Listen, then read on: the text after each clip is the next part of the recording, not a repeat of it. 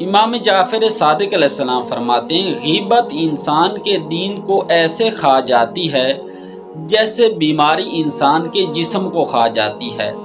ایک شخص امام علی علیہ السلام کی خدمت میں آتا ہے اور امام علیہ السلام کے پاس بیٹھ کر ایک مسلمان بھائی کی غیبت شروع کر دیتا ہے۔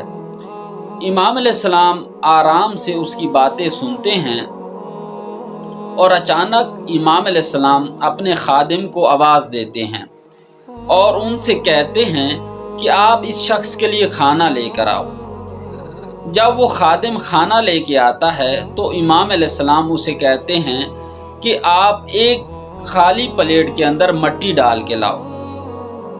یہ شخص پریشان ہو جاتا ہے اور پریشانی کی حالت میں امام علیہ السلام سے کہتا ہے مولا کیا آپ مجھے مٹی کھلائیں گے؟